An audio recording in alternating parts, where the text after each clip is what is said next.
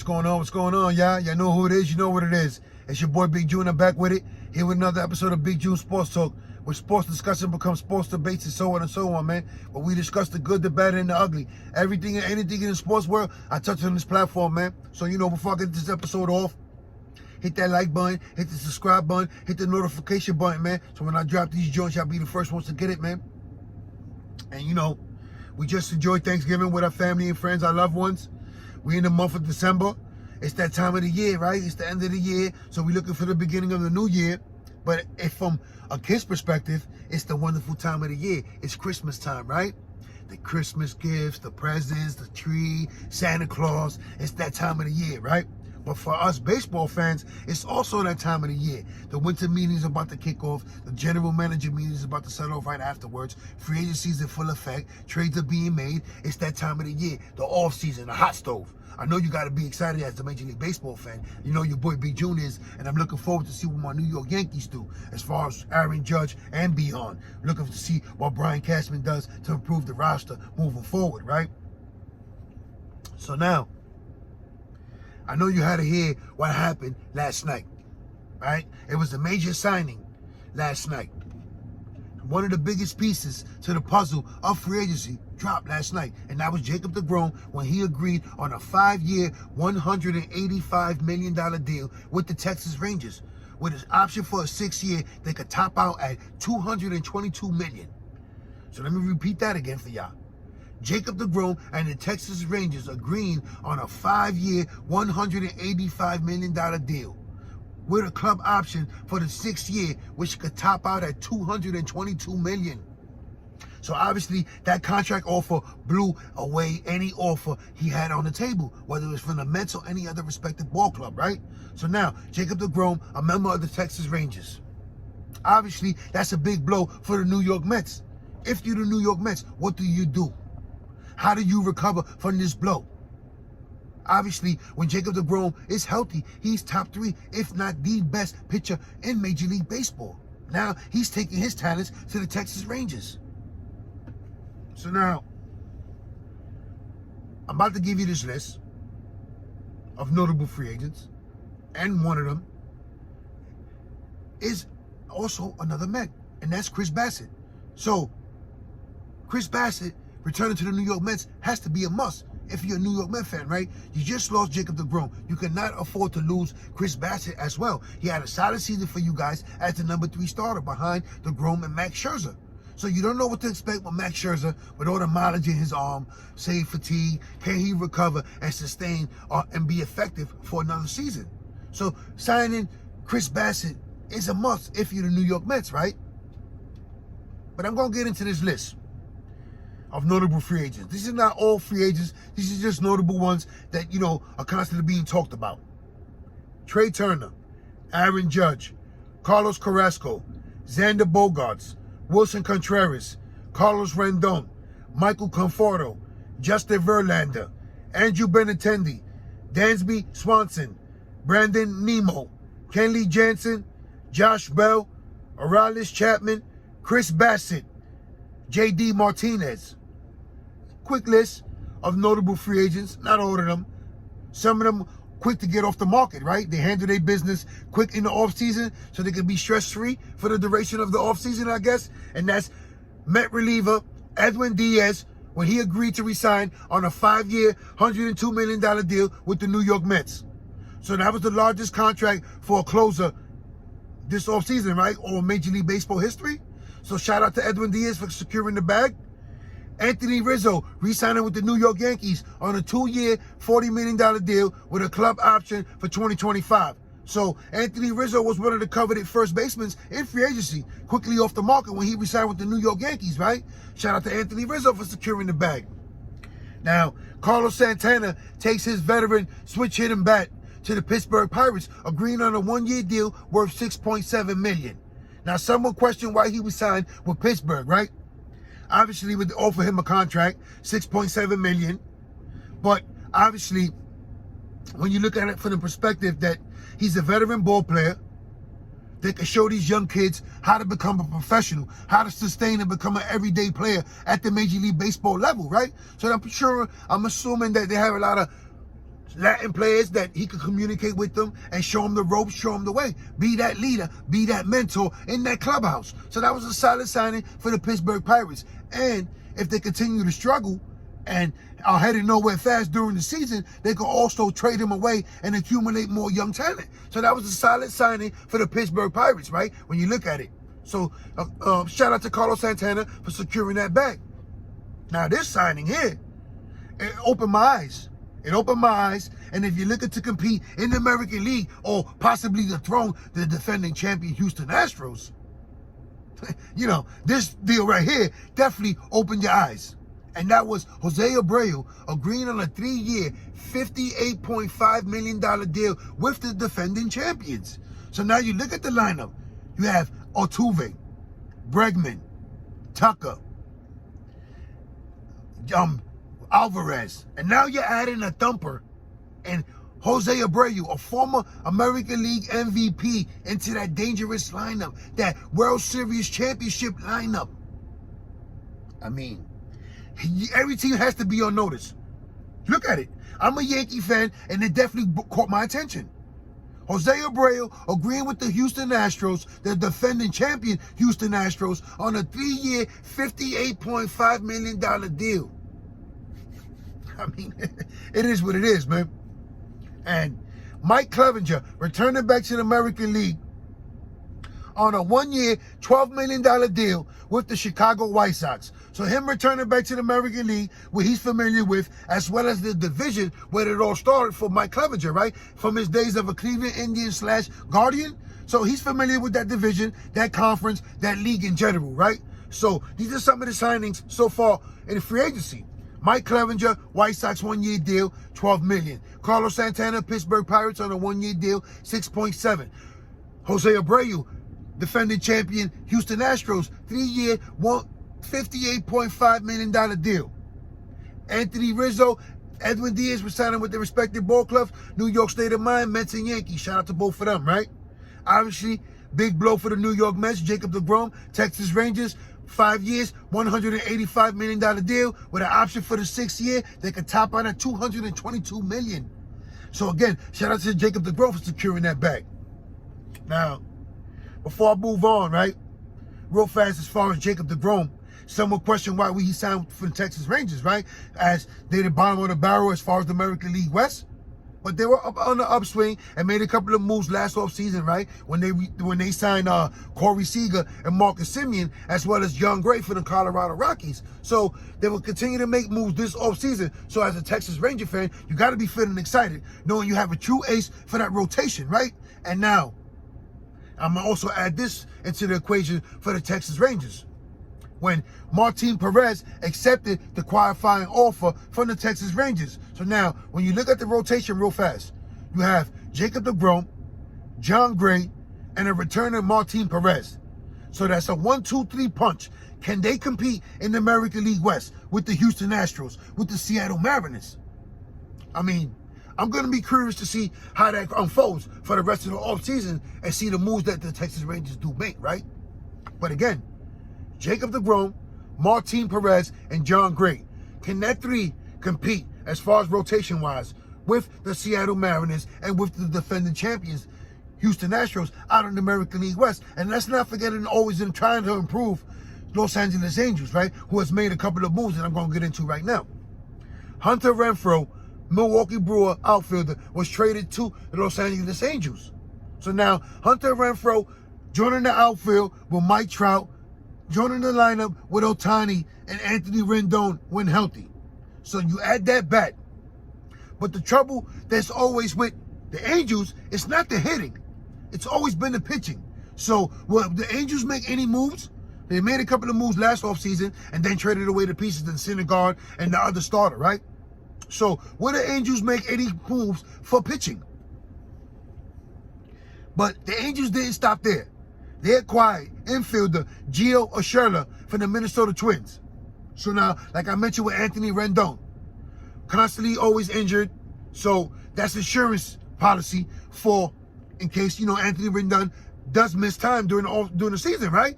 So you look at Gio Urshela, solid glove, could play possibly 3 positions from third base, shortstop, and second.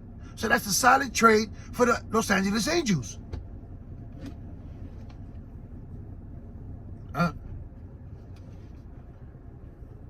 Now, this trade here was possibly a replacement for Gio Urshela out there in Minnesota when they acquired Kyle Farmer for the Cincinnati Reds. Solid piece, young player, so they could build around if they're looking to build around him, or possibly another in case Carlos Carrera does sign with another team, because Kyle Farmer could play second base and shortstop. So he could possibly be a replacement for Carrera and Urshela, or possibly for both. You have former Rookie of the Year, Kyle Lewis, heading from Seattle to Arizona. So after winning Rookie of the Year, he struggled to stay healthy and couldn't produce the numbers he did when he won Rookie of the Year. Obviously, right now with Seattle being a win-now team, they couldn't wait for him to get back into the groove, so they traded him away to the Arizona Diamondbacks, right? But it was actually for the move that they made earlier. They actually made that outfield crowded to the fact that one or two had to go, right? So when they traded for the right fielder, or the outfield, for the Toronto Blue Jays, Teoscar Hernandez, that's a potent bat. So it made that Seattle Mariner outfield crowded. So obviously they responded by trading away former Rookie of the Year, Kyle Lewis, to the Arizona Diamondbacks. But also trading away Jesse Winkler, who struggled in his only season in Seattle, to the Milwaukee Brewers for Colton Wong. Now that trade was significant as well, because you look at it from the Brewers' perspective. Now, you no longer have Hunter Renfroe, but now you also traded away Colton Wong. Those are two solid pieces for the Milwaukee Brewers, for that lineup that was looking to compete with the National League Central champions, St. Louis Cardinals, So you look at that, and, could they compete with the Cardinals? Could they stay competitive?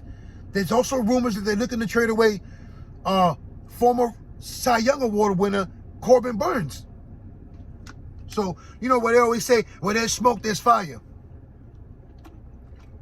However, they did acquire Jesse Winkler in the trade for Colton Wong, right? For the Seattle Mariners.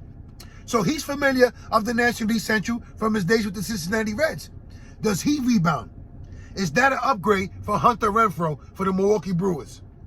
And is that enough for them to compete with the St. Louis Cardinals in the National League Central? So stay tuned. Hopefully the Brewers make more fans, or make more moves, and don't keep frustrating the fans. And it is what it is. But right now, you got to be upset if you're a Milwaukee Brewer fan. You traded away your second baseman. You traded away one of your most powerful hitters. And you're looking to possibly trade away your best pitcher. Things can get ugly real fast out there in Milwaukee, man. But like I mentioned with Martin Perez, there was also one other player who accepted a qualifying offer from their respective ball club, and that was Jack Peterson with the San Francisco Giants and Martin Perez with the Texas Rangers. So you can look at it from this perspective, right? Maybe they enjoyed their time with the ball club, or possibly they were knowing that they weren't going to get any offer that was going to beat the qualifying offer of $18.5 million for the season, right? Either or, congratulations to them for securing that bag. So Jack Peterson, Martin Perez, back in the fold for their respective ball clubs, right? San Francisco and the Texas Rangers. So like I mentioned, that three-headed monster so far. Jacob DeGROM, John Gray, Martin Perez. Is that enough to compete with the Houston Astros, the defending champion Houston Astros, as well as the Seattle Mariners for a wild card spot for the American League West in general? You got to feel excited if you're a Texas Ranger fan. Now, we have two Japanese players who are soon to be posted by their respective ball clubs out there in Japan, right? You have Masataka Yoshida, who prefers to play on the East Coast, preferably for the Philadelphia Phillies, and Kota Senga. So I apologize if I pronounce those names wrong, but Masataka Yoshida prefers to stay in the East Coast and preferably play for the Philadelphia Phillies, who just come off a crushing World Series loss to the Houston Astros. So shout out to the Phillies, and hopefully Bryce Harper can have a swift, quick return from injury. But if you're the Philadelphia Phillies, are you looking to acquire Masataka Yoshida and add that potent contact hitter to that lineup? I mean, fresh off a World Series appearance. You know, another bat like that in that lineup? Or could they possibly grab both Japanese players and add a pitcher and a hitter to that lineup, to that roster? I mean, who knows? There's money to be made out there in Philadelphia, right?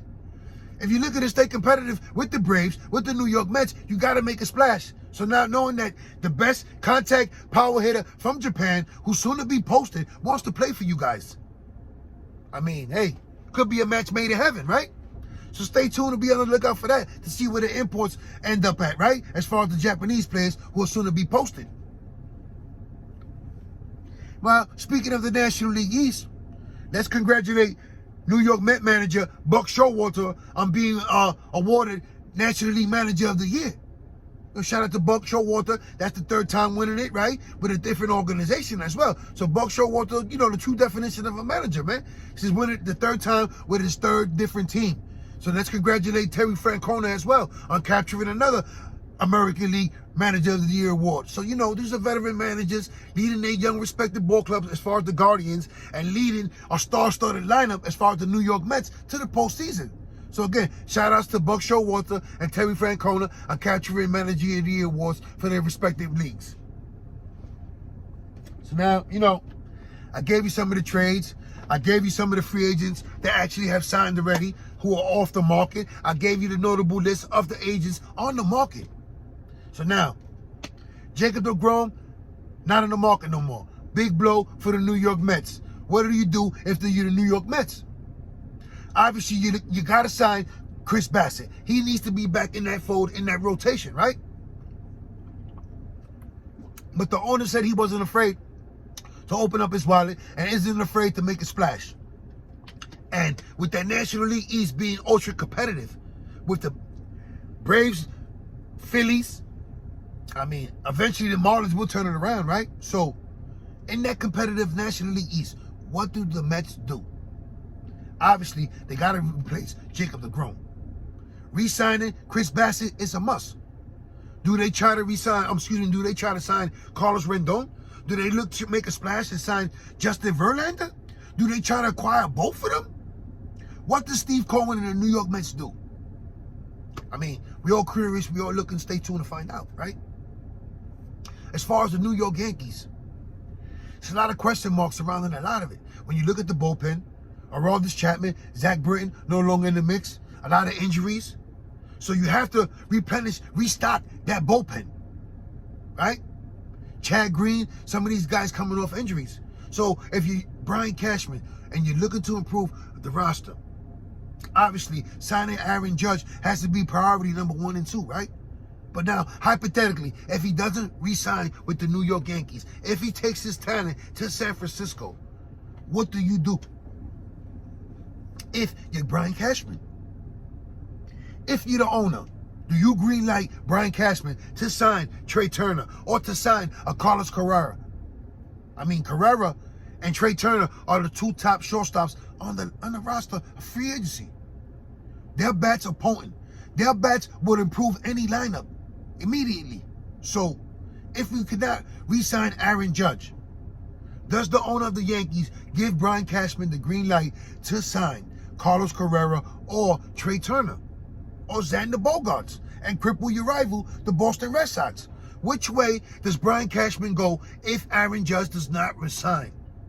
Now, on the flip side, if Aaron Judge does resign with the New York Yankees, is that the only move that Brian Cashman makes? Think about it. Is that the only move? Because if it was up to your boy Big June, I would love to sign Carlos Rendon. He's coming off back-to-back fabulous seasons with the White Sox, with the San Francisco Giants. So he's showing that he can get it done on a yearly basis. Doesn't matter the uniform he's wearing. So he's coming to his own, right? Is it possibly because the Yankees signed Chris Bassett, who's been familiar with the American League from his Oakland Athletic days? Where do the Yankees go? Because obviously we do not have enough pitching. There's not enough pitching behind Garrett Cole. Nestor Cortez, a revelation in the last 2 years. Could you continue to confide in him being the number 2 or 3 starter for the rest of the season? Is Luis Severino going to give us a full season? Jameson Taillon is on the market. Does he resign with the Yankees? Do they bring back him in the fold? What do the New York Yankees do? It's a lot of question marks surrounding the New York Yankees. I mean, we all seen the embarrassment ending against the Houston Astros. The embarrassing ending. It was an embarrassment. So if you're Brian Cashman, obviously Aaron Judge has to be your top priority. But pitching, our bullpen, adding another lefty bat, possibly, no. You know what? Not possibly. Please, definitely looking to unload Josh Donaldson, who should have never been a Yankee in the first place. Should have never been a Yankee in the first place. Dude, Brian Cashman and Aaron Boone let these young boys finally play and develop through the growing pains, like they did with Posada, Bernie Williams, Derek Jeter, all these prospects, the shortstops that we have. Do they let these young boys play? Do Dominguez, Florio, any one of these young outfield pieces come up and learn and stay? I mean, what's the point of having pieces if you can't use them? You're not going to trade them because you're accumulating them. So what are you doing with all these assets?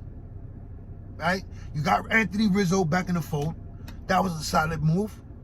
Hopefully Aaron Judge returns as well. But if you ask your boy Big June, pitching, and more pitching.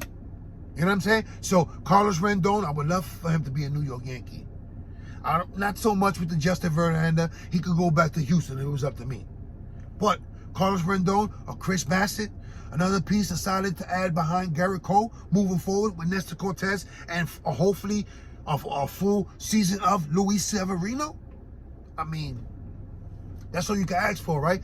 As far as being a fan, that your team stay competitive, make competitive moves in the offseason right now. This winter meeting is about to kick off. The GM meetings right afterwards. Right now, everything is at a standstill when it comes to Aaron Judge, as far as the New York Yankees, right? But what do you do if Aaron Judge does not resign with the New York Yankees? It is what it is. There's a lot of question marks. We're going to get the answer to it as the offseason unfolds, right? So it is what it is. Hopefully we can get that and more. And hopefully, you know, this will be the year that we get a number 28 and we get back on the map of the top of the baseball world. But, you know, with Jose Abreu taking that thunderous bat to the Houston Astros and them always being competitive and they looking to re-sign Justin Verlander, you already know what to expect. So you're hopeful that Brian Cashman or any other general manager for your favorite team makes those necessary moves for us to stay competitive, for your team to be competitive. It is what it is, right? Before I go, all my family and friends out there in New York, man, stay safe, stay sharp, stay blessed, stay alert. I know I promised you guys the Penn State Predator Part 2, the Jerry Sansalucci scandal, and I'm going to drop that. I'll get into that as far as a little bit of the testimony on the trial and the legacy of Joe Paterno. And, you know, when it's all said and done, will this man rot in prison for his crimes? So, you know, be on the lookout for Part 2 of the Penn State Predator, Jerry Sansalucci scandal, and I'm out of here, man. One.